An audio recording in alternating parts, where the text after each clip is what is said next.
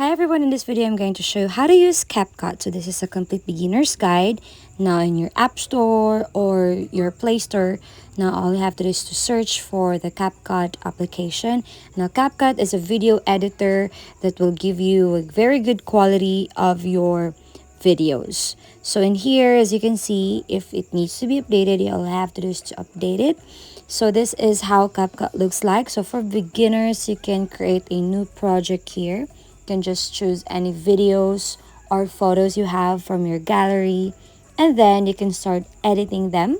You can give more flavor to your videos or your photos. So let's pretend that we're going to add these videos here. So you can use the following effects here. You can edit the speed and also the color grading of your videos and your phone. So for example, this is an effect that you can give to, or you can add to your videos. So same as like that. You can also adjust the color, and you can also adjust the effect from your end.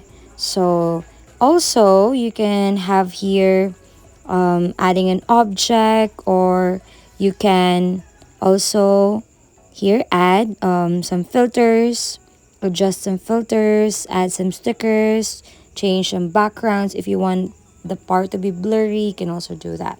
And aside from that, if it's hassle for you to create a new project and you don't have ideas yet, then CapCut also offers free templates that you can use right away to your videos or photos. So these templates are available on CapCut.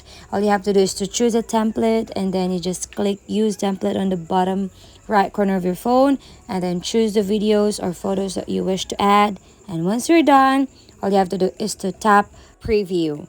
And once you're done, so the template that you have chosen will be applied to your videos or photos added, just like that.